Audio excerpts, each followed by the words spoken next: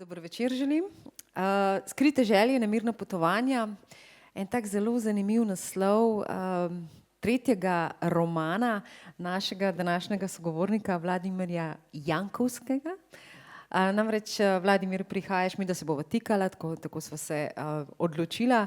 Prihajaš iz Makedonije in zato ni Jankovski, ampak je Jankovski, je tako? Da, Jankovski. Aha, Jankovski in na kraju je neki... Jankovski. Da. In glede na to, da jaz makedonsko ne govorim, oba pa govoriva, bova rekla, stari jugoslovanski jezik, karkoli že to je, to se pravi neka mešanica med hrvaščino, srbščino, naj nam bo oproščeno, ne, če bova kakšno čudno besedo rekla. Skratka, z nami je roman makedonskega pisatelja, urednika, prevajalca Vladimirja, ki ima, to je tretji roman in zakaj se smejim, zato ker ima tako lepa naslova tudi prvih dveh. Prvi je Večna sedanjost in drugi Nevidne ljubezni. Ne znam, da li razumeš, da sem prečitala tvoje naslove. Razumem, ono, baš so lepi, baš mi se sviđajo, zato sem jih izpostavila. Inače, ta roman je pa prejel nagrado za roman leta, hkrati pa si bil kandidat za nagrado, knjižno nagrado Evropske unije za književnost, zdaj pa v prevodu na mite subioto, lahko beremo to tudi v slovenščini. Znači, nagrada za taj roman, razumejo si me, in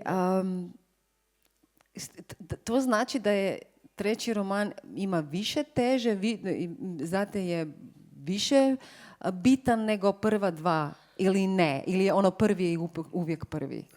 Pa interesantno pitanje. To je kao prvi, drugi, treći roman. Sve je to kao deo vašeg života i deo vašeg sazrevanja.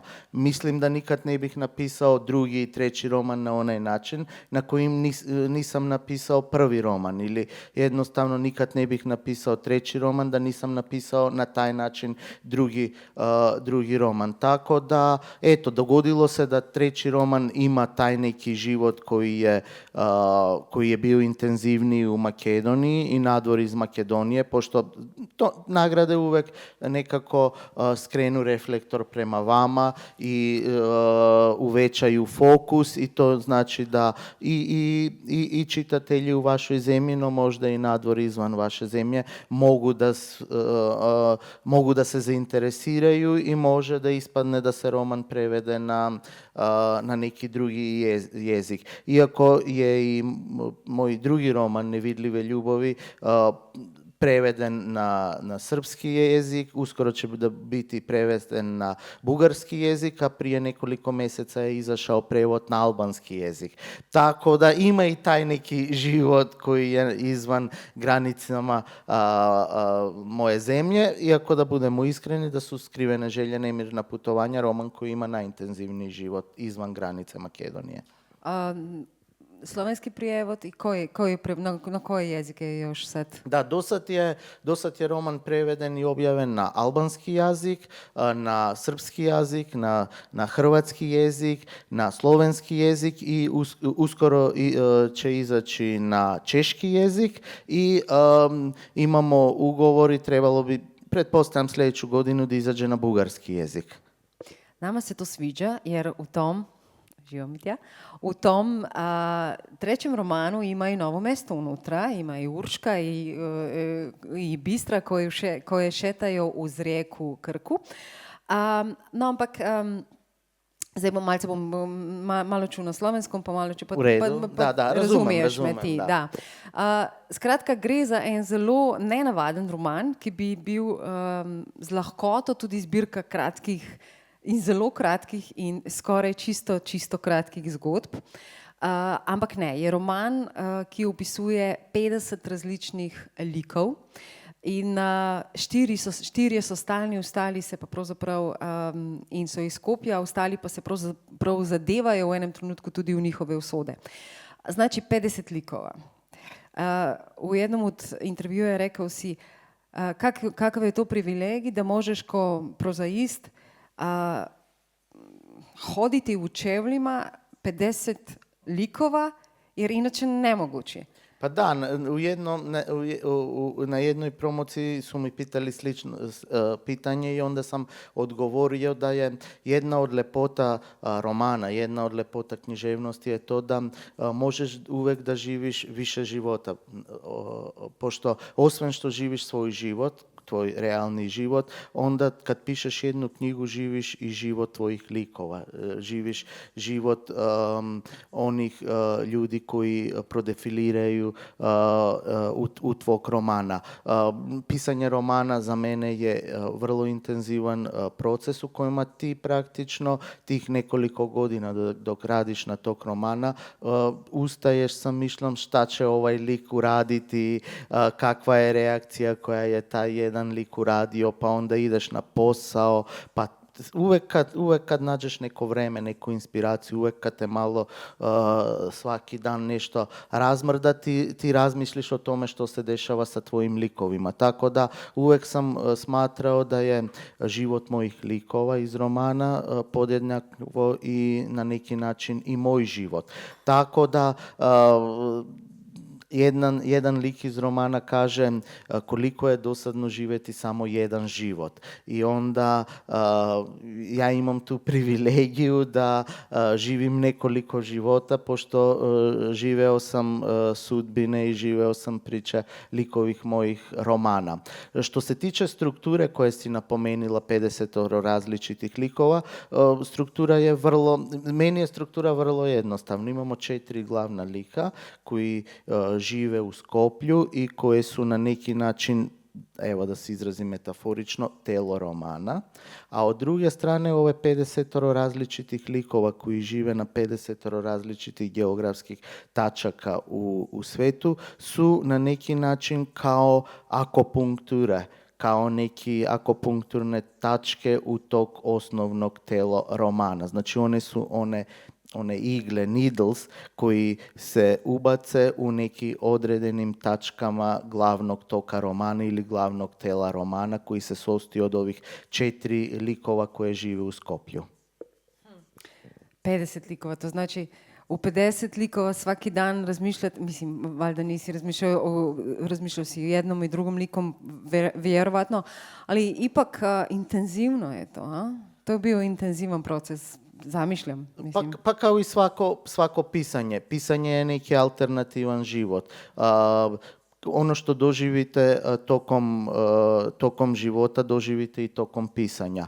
Znate, u životu sretnete neku osobu, pa onda razmišljate o nju, razmišljate o to što ste rekli, kako ste rekli, razmišljate o nekoj relaciji koju imate. Živite sa nekom osobom i onda razmišljate o život sa tim osobom, to nekoj dinamici koju imate. A isto je i intenzivan život sa romanom. Jednostavno, roman nastaje tako da na početku postoji ništa, postoji praznina, postoji beli papir i onda vi trebate na tog belog papira iz sveta koji postoji samo duboko u glavi, u vašoj glavi, duboko u vas, u vama, da kreirate, da sozdadete neki novi svet. Ali taj intenzivan, kao što si ti lepo rekla, proces kad iz ničega, iz ništa, iz nešto što ne postoji, odjednom treba da kreiraš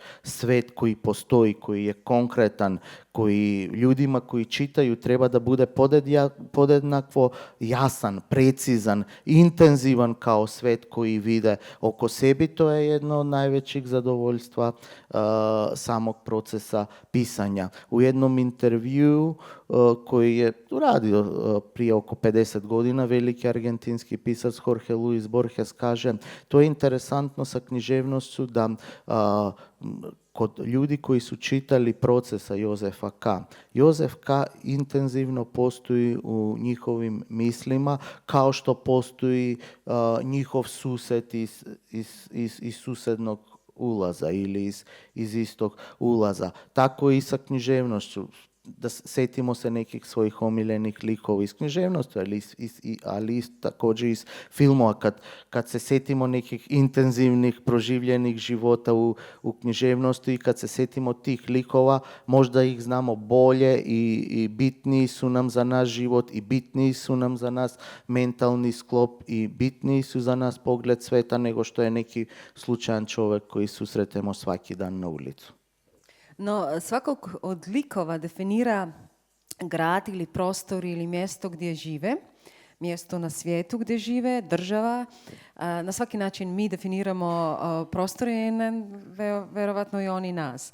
Ali ti si već sad, rekao si, četvrti put u novom mjestu, pa rekao si da ti je interesantan grad i sad ću ja prečitati nešto o Pavlu.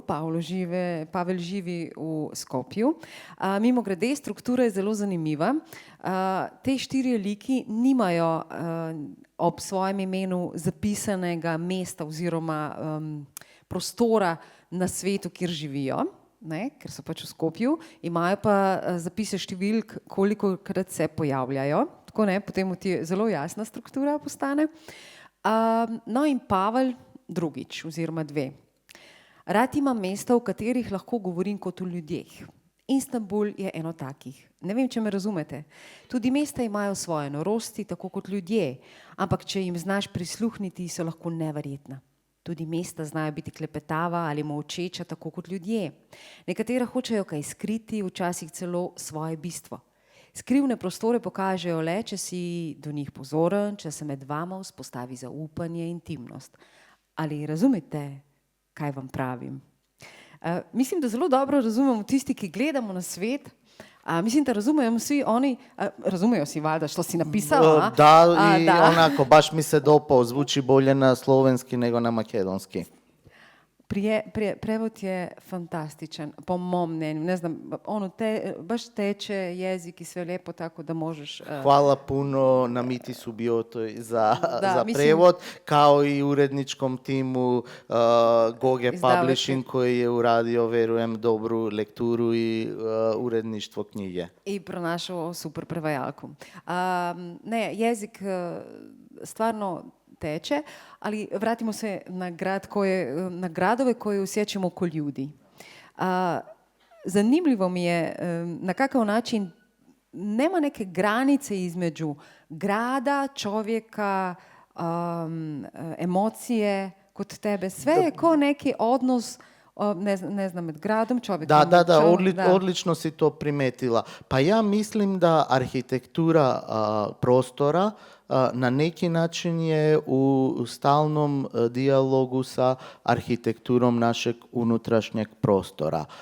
Jednostavno da uvek postoji dijalog između ono što se nalazi ispred nas i ono što se nalazi u nas. I nekako kad četate u neki novi grad, vi onda vidite fasade, vidite ulice, vidite pločnike, vidite naravno ljudi koji su oko vas. Ja duboko verujem da taj portret koji vam neki grad prikazuje, portret grada, na neki način je čudna kombinacija portret ljudi koji žive u tom gradu. Tako da, a od druge strane duboko verujem da urbana geografija ili da urbana arhitektura, da prostor koji se nalazi oko nas utiče i na naš svet, na naše razmišljanje, na ono što mi treba ili ne treba da uradimo.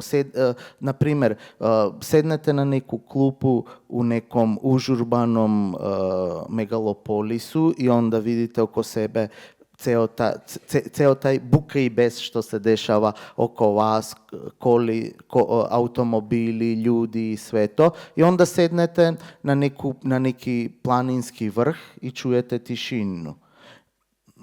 nije moguće da vam se iste misli, isti osjećaj, isti unutrašnji svet razvi i na jednom i na drugom mjestu. Uvijek je različito. A i to je neka, to je kao sa ljudima. Mi sad imamo već 3. promociju ove knjige u Sloveniji i ova je promocija različita od prve, od druge, zato što govorim sa različitom osobom. I u različitim gradovama. Bila su Slovenske Konjice, Ljubljana i sad... I Novo mesto. Tako da u tom smislu gradovi su kao ljudi. Mi idemo u neki grad i onako kako što na različan način komuniciramo sa različitim ljudima, tako na različiti način komuniciramo sa različitim gradovima. I onako kao što može neki čovjek da bude ljubazan prema nama u nekom trenutku, tako i grad može da bude ljubazan ili neljubazan prema nama u nekom trenutku. U nekom trenutku kad se nalazimo sproti neke osobe, možemo putem samo kontakta preko očima da osjetimo da se na neki način prepoznajemo. Tako isto možemo da osjetimo da se prepoznajemo ili da ne prepoznajemo grad u kome se nalazimo. Onako kao što uvek pokušavamo da pročitamo čovjek koji se nalazi ispred nama, ja mislim da tako uvijek želimo i imamo osjećaj da pročitamo i grad u kojem se nalazimo, osobito ako to je neki novi grad u koji nikad ranije nismo bili. Sve priče tvojih likova na neki način izražaju nemir. Nemir tih likova, osoba, njihovih odnosa među partnerima, odnosa do umjetnosti. A pogotovo u nekim trenutkima meni se sviđa jer na neki skoro ironičan način neke stvari ubesediš. Pa ću sad prečitati. Bistra in Martin. Bistra hodi po trgovskem centru z obrazom, na katerem je izrisana podoba ljudi, ki so se odpravili v trgovski center po nekaj, česar se tam ne da kupiti. In to je konec zgodbe. Skratka, oziroma konec poglavja. Na neki način kot da bi tvoji likovi, pa ne samo ovi 4 koji žive v Skopju, tražili da bi ih nešto ispunilo, da bi se nešto smirilo i onda bi one osjetili ono što im fali. Odlično si primetila, takav je i sam naslov. Svi ti likovi imaju neke skrivene želje, to znači da nisu toliko samo to skrivene želje od drugih ljudi, nego možda i skrivene želje od njih samih, da oni sami nisu svjesni da imaju neke želje i onda to ih tera da rade ta svoja nemirna putovanja. A ta nemirna putovanja, taj nemir, nije samo neko putovanje prema negde u nekoj drugoj zemlji, prema nekom nadvorešnom, prema nekom drugom nepoznatom prostoru, nego to su nemirna putovanja i duboko u njima. Nemirna putovanja koji se dešavaju i kad su oni sami sa sobom. Tako da u tom smislu knjiga proispituje i istražuje one lavirinte koji postoje duboko u nama, a lavirinti koji nisu duboko, za koji i mi nismo celosno svjesni da postoje u nama, i lavirinti duboko u nama u kojima možemo lako i mi sami da se izgubimo i možda da se ne pronađemo opet ili da se pronađemo kao neke sasvim druge osobe. Ima nekih esencijalnih pitanja, kao što Pavel kaže, kako brzo možeš voziti da pobjegneš od sebe autom, jer on juri od svoje žene, jer nisu baš ono što bi on želio, barem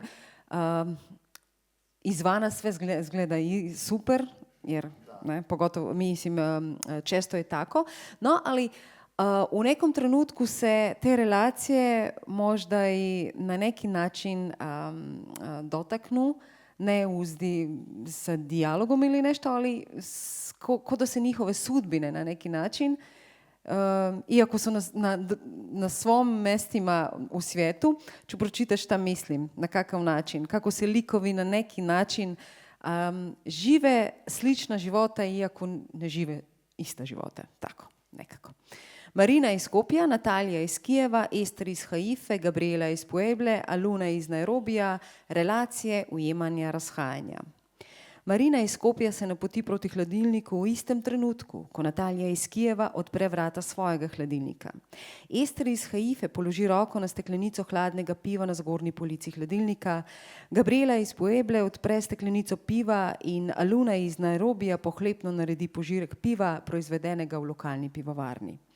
Ko tekočina steče v njeno telo, se privzdigne na prste, v istem trenutku, ko Gabriela položi usta na steklenico in močno potegne, kot da potrebuje močan vdih. V tistem trenutku pa si Ester položi hladno steklenico na vrat in to je kot nekakšen hladen poljub, kot hlad, ki se lepi na Natalijino telo in jo pripravi do tega, da si dvigne obleko nad stegna, da tudi koža občuti hlad, svež kot Georgijev dotik na Marininem pasu v trenutku, ko položi svojo roko na ročaj hladilnika. V tistem trenutku Gabriela iz Pueble odloži steklenico na belo jedilno mizo in pogleda bonsai, postavljen na sredino. Ester iz Haife si s hladno steklenico na vrat nariše namišljeno krošnjo. Natalija iz Kijeva se znebi svoje obleke, ki odvržena na kuhinjska tla spominja na ležeče drevo. Aluna iz Nairobija svojo sapo nariše obliko drevesa na steklo, Marina pa se obrne k Georgiju in mu reče: ne vem zakaj, ampak v tem trenutku me je prijelo, da bi objela drevo. Ovaj fragment, ove priče koji si izabrala, vrlo mi je drago što si izabrala, zato što to na neki način objašnjava celu poetiku na kojoj je roman izgrađen. A to je ideja da različiti ljudi iz različitih geografskih tačaka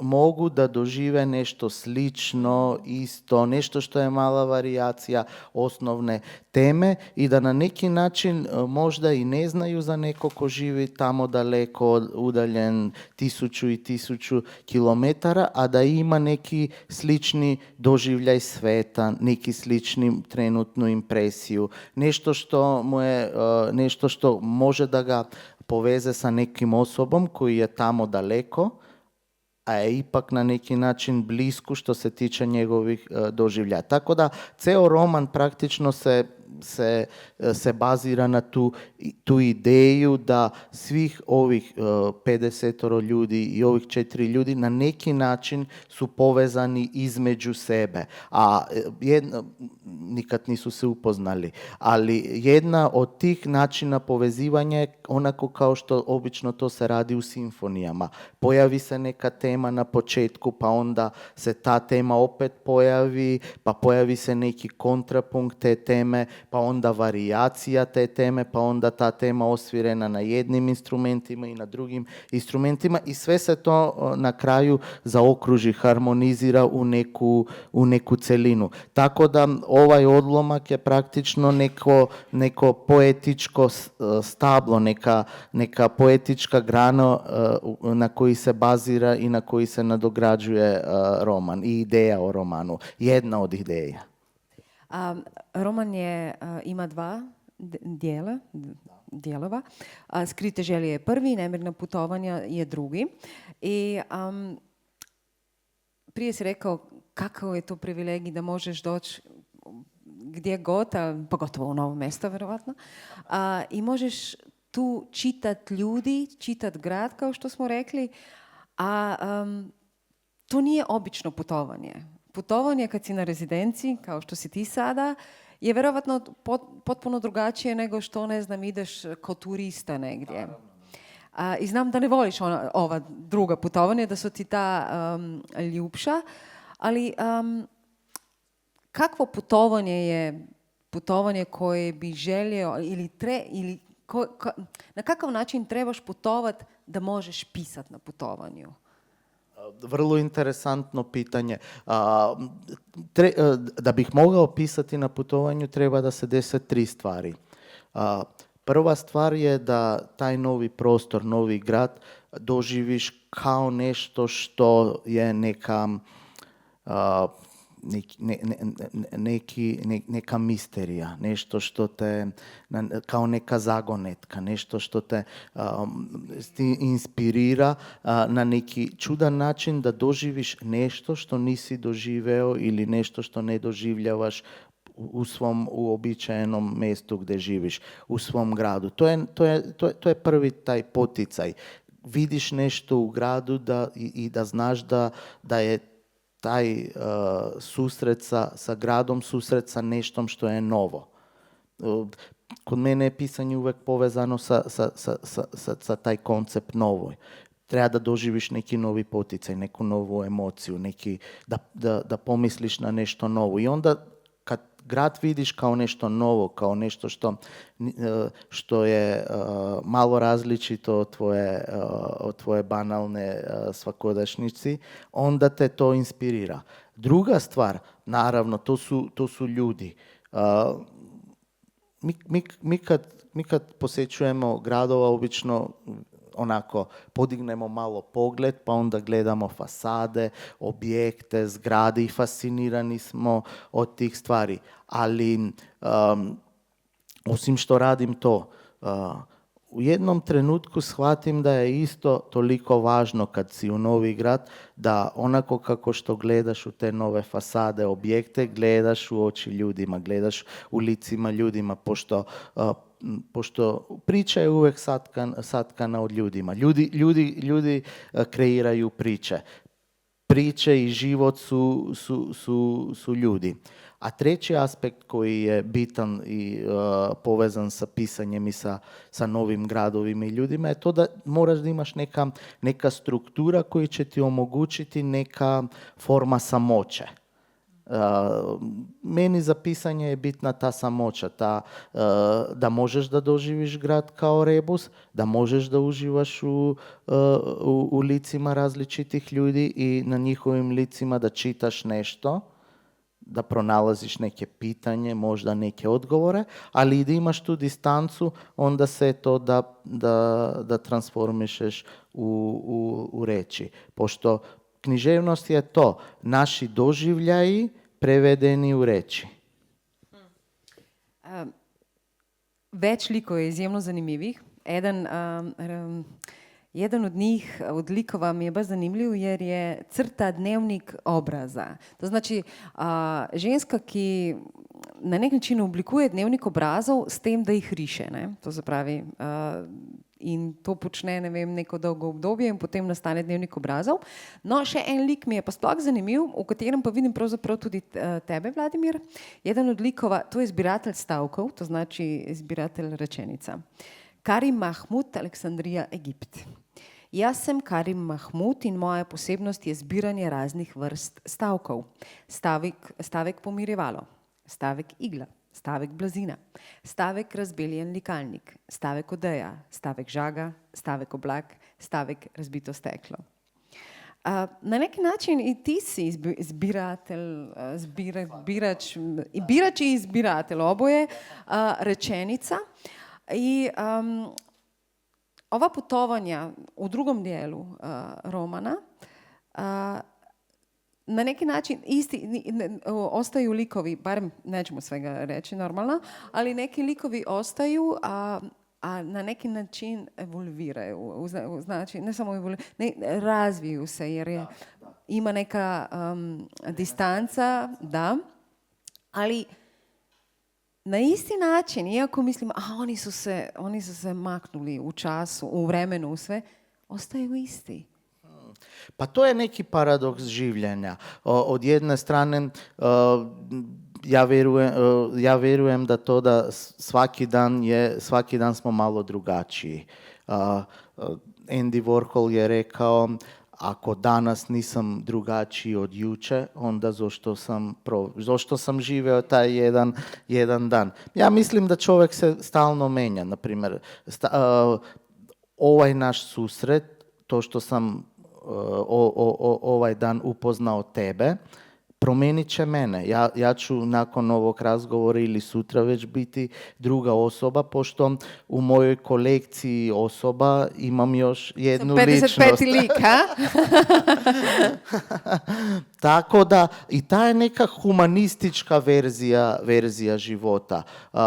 Zamislite život u koji ima sve ono što vam se desi tokom dana, nedelje, mjeseca, ne promeni vas i onda ostanete isti. To znači da niste dozvolili da ljudi koji ste sreli, da priče koje ste čuli, da sve one razgovore koje ste ispričali ne promene vas.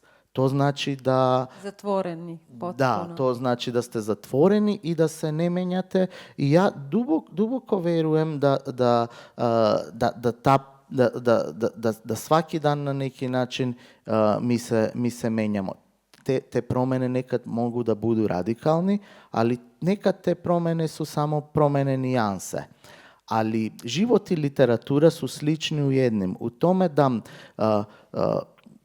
da stereotipna umetnost voli jarke boje, voli osnovne boje, voli crno, belo, žuto i tako dalje. A mislim da život, kao i dobra literatura, nikad nije u tim jarkim ili osnovnim bojama, nego je uvek u nijansama, pošto ono što sam bio juče, bit ću sutra izmenjeniji za neku nijansu, ne za neku osnovnu boju. Tako da, to je interesantno i sa ovih likova iz druge. Nim im se dese drastične stvari na kraju prvog dela, a onda u drugom delu oni su naravno izmenjeni na neki način, ali kao što si ti primetila, da, ne mogu da pobegnu od sebe. Kao što ne možeš da ugrizeš svoje zube ako pokušaš da ih ugrizeš svoje zube. Ali dlaboko verujem da ipak taj život je uvek život u nijansi koji se promeni i koja nije možda vidljiva, nije odmah vidljiva, ali sa nekom razmakom je vidljiva. I u tvojim likovima je vidljiva. Ima koji lik između tih 54, ako sad kažemo? U stvari su 54 ih je. 50 Iskreno plus da vam 4. kažem 50, da, 50, da. 50 plus ovi 4 iz Skopja. Verovatno ima, med njimi su živi ljudi, neki realistični modeli, a? Pa da, svakako, ali to znate kako radi svaki pisac. Ponekad sretne troje ljudi i od troje ljudi sastavi jedan lik. Vidi neki čovjek koji je interesantan i onda uzme iz tog čovjeka neku karakteristiku. To može da bude fizička karakteristika ili može da bude duhovna, intelektualna karakteristika. Tako da naravno, ovi ljudi su satkani od mog života, od mog iskustva i naravno od to što sam pročitao u životu.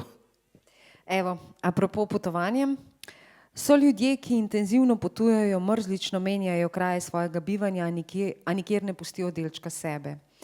Pravzaprav delajo ravno nasprotno. Delčke iz obiskanih krajev odnesejo sabo kot nekakšno trofejo, zbirateljski primerek, ki ga lahko razkazujejo in se hvalijo. Mene bolj zanima druga vrsta potovanj, oziroma druga vrsta popotnikov. Popotniki, ki del sebe vedno pustijo tam, kjer so bili. Ne popotniki, ki hodijo v kraje, da bi jih osvojili, kolonizirali, razširili seznam videnih geografskih točk.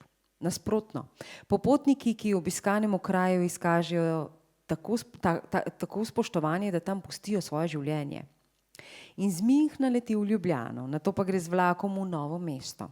Tam se sreča s prijateljico Urško Lovrenc. Spoznala jo je na počitnicah v Makarski avgusta pred 8 leti.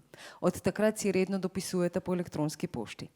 Bistra in Urška se dolgo sprehajata ob Krki in se pogovarjata kot prijateljici, nenadoma vrženi na abstrakten kraj.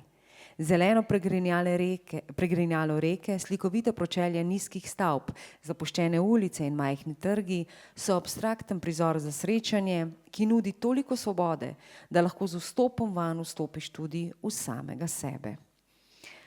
Mislim, šta da kažem, Novo mesto... Eto, imao je smisla što sam 2017. godine prvi put došao na sastanak sa dragim prijateljima iz Goga Publishing, tako da to možeš već nadopunski da staviš u reportu da eto, imalo je smisla naš sastanak.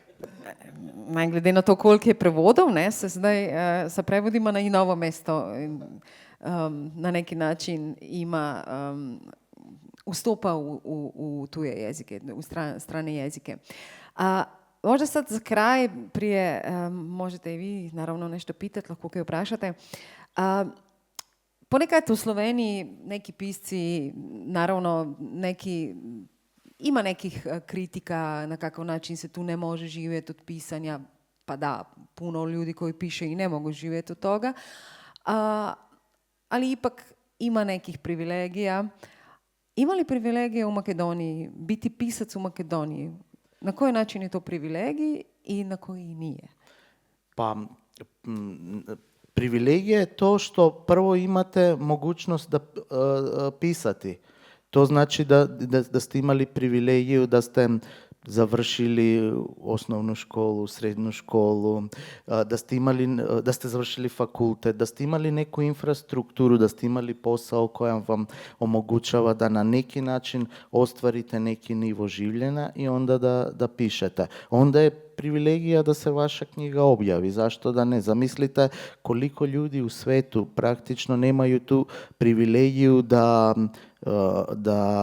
da njihov glas, da ono što žele da kažu, da ono što žele da ispričaju, ne može da se čuje.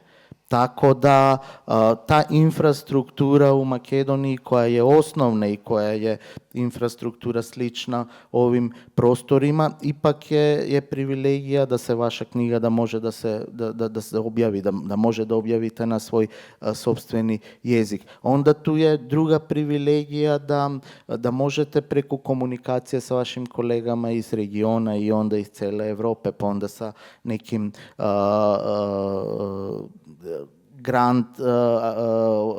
grant šemama da se ta knjiga izađe iz vaše zemlje, da se prevedi na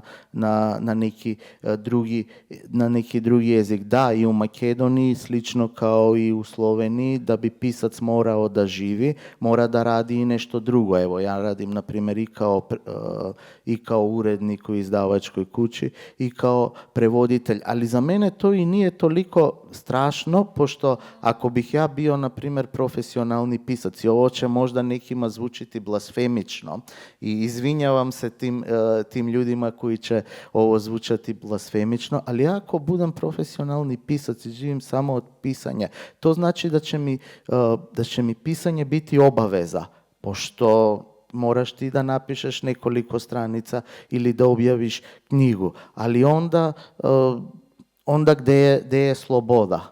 Meni je pisanje prostor slobode. Ja mogu da odlučim danas da napišem nešto, mogu da odlučim da ne napišem nešto, pošto će računi neće platiti ono što sam napisao, nego ono nešto drugo što sam uradio. Tako da ja shvaćam i ljude koji jednostavno nisu zadovoljni zato što ne mogu da žive od svog pisanja, pošto pretpostavljam da je kod njih ta strast, želja,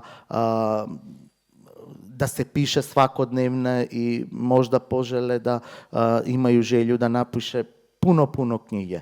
Kod mene je knjiga uvek nešto što je malo sporije. Ja jednostavno ne žurim moje knjige, ja želim da prvo malo živim, da ima, pa da onda pišem, pošto ne živite za da pišete, nego prvo živite, pa onda ta iskustva što imate iz vašeg življenja transformišete u knjigu. Pošto knjiga je neki način iskustva egzistencije, iskustva života, iskustva relacije koje ste ostvarili sa drugim ljudima, iskustva vaše percepcije sveta. Tako da u tom kontekstu, da, i Makedonija je zemlja u kojoj su tiraži nisu preveliki, pozicija pisca nije predobra, ali od druge strane, evo, imamo ove projekte, ove suradnje, imamo ovu mogućnost da prevodimo. U Makedoniji puno autora, puno slovenskih autora se prevedeni na makedonski jezik i to je divno. Tako da meni je privilegija i to što sam ja 2 nedelje bio tu u Novom Mestu, što sam imao mogućnost iz mog prozora moje rezidencije malo da gledam voajerski život, da istražujem šta se dešava. Super vidim, lokacija. Da vidim neke ljude koji sede na onim masama i razgovaraju. Možda da se potrudim malo da fikcionaliziram o čemu ti razgovaraju ljudi, šta je njihov život, pa možda i na neki način da opišem ono što gledam iz mog prozora. Zamislite, ja dolazim iz Makedonije, živim u Skoplju i onda 2 nedelje imam mogućnost da promatram život u nekom gradu, u Sloveniji, u tišini, u nekom gradu koji se zove Novo Mesto i onda čak i da pišem o tome. Tako da, šta više tražiti od života? Život je lijep. Kakšno vprašanje, morda? Kakšna misel? Prosim. Kaj mislim, mogoče kaj prevaja in če kaj to na njega vpliva? Mislim, katera dela? Kad prevodiš, da li to ima neki utjecaj na i koje dijela si prevodio i da li ima to utjecaj na način na koji pišeš? Da, prevodim glavno od ovih jezika regiona, srpski, bosanski, crnogorski, hrvatski, tako da preveo sam više od 20-30 knjiga ovih autora, različiti autori. Preveo sam Milenko Jergovića na makedonski, Drago Glamuzine, Ognjena Spahića, Zorana Ferića, Miloša Crnjanskog i tako dalje i tako dalje. Slovenca još nimaš u ne razumem slovenski, ne mogu ipak da prevodim. Da. A što se tiče uticaja, da, ima uticaja, pošto kad prevodiš neku knjigu, onda to znači da ti intenzivno živiš sa tom knjigom, intenzivno živiš sa tim autorom i onda kad prevodiš tu knjigu, onda ti na neki način dišeš sa tim autorom, ulaziš u njegovu sintaksu, ulaziš u njegov ritam rečenice, ulaziš u tome kako on promatra svet i kako svoj svet transformiše u reči. I tako da to ti je uticaj, pošto ti živiš sa tom knjigom. Ali ja mislim da je to dobar uticaj, pošto za mene pisanje književnosti nikad nije nešto što dolazi samo od sebe. Ja sam počeo da pišem književnost zato što sam prvo bio čitatelj, zato što sam zavolio književnost. Pa onda, kad prevodiš druge knjige, to znači da malo učiš zanata iz tih autora. Ako se ne varam, stari su klasici slikarstva učili da slikaju tako što su preslikavali dela starih majstora. To znači da su to radili da oni nauče kako se stari slikari spravljaju sa bojom, sa linijom, sa formom i tako dalje i tako dalje. A to je bio način kako da uvežbaju svoju ruku, a također kako da uvežbaju svoj pogled. Tako mislim da kad prevodim praktično od svakog autora koji prevodim, ja malo naučim i njegov zanat, njegovu tehniku, njegov način kako se on spravlja sa temom. Tako da, mislim da u mojoj knjizi ili u mojim knjigama ima pomalo svih autora koji sam pročitao i svih autora koji sam preveo. Evo. A u životu sad možeš spustiti svih tih 50 plus likova, da li još sanjaš u njih ili možeš sad kad je knjiga tu, prevodina, izdana bila u 2020, ne? Da, to znači sad je već skoro 4 godina. Pa šta, sad možeš onda spustiti kad je knjiga izdana, kad je tamo negdje, možeš to je, sad ima svoj život i ti ideš dalje. Pa ja se trudim, ja bih volio sve one knjige koje sam već napisao i objavio da ih zaboravim. Ali to je kao da se potrudite da zaboravite bivšeg muža ili bivšu ženu koju više ne podnosite. Ja mislim da je nemoguće, pošto na neki način svi ti ljudi, sve te knjige i sve te likovi su, su deo vašeg života. Tako da ne želim previše da razmišljam o njima, naravno, ali oni su utkani dio mene i utkani dio moje svesti, dio moje podsvesti. Prije si mi rekao, jedan roman na 5 godina, to već sad idemo, skoro smo tamo, ne? Nadajmo se, pišem nešto. Čak sam i prvih 2 dana kad sam došao u novom mjestu osjetio neki drive, neki napon, tako da sam i nešto pisao i tu, tako da nadam se da će 2025. to na makedonski, a onda 2026. Mitja Ličen objaviti u Goga Publishing. Evo. Jel imamo ugovor? Sad je to javno izgovoreno. Vladimir, mogoče še kakšno vprašanje? Puno hvala za tu knjigu. Posebna je, specijalna je, baš zbog te strukture. Ja moram reći da prvih 5-6 poglavlja sam, čekaj, ko je još? I kad sam pročitala ima ih 50, ajme. Ali onda sve se nekako poveže, sve ti je nekako... U stvari, nisam više iskala logike, nego sam samo iskala priču i kad se to desi, to je onda super. Ali ima i logika ispod svega, normalno. Tako da hvala i za taj razgovor.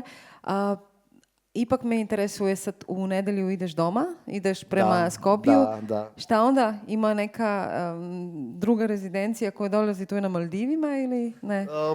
Pa nadam se, da. Ali to treba pitam moju agenticu, pošto ona zna moj raspored. Moj raspored je u zadnje vrijeme toliko intenzivan da ja sam prije nekoliko nedelja već odlučio da ne pratim ja moj raspored, nego da to moja agentica radi. Tako da, eto. A kažeš da nisi zvezda?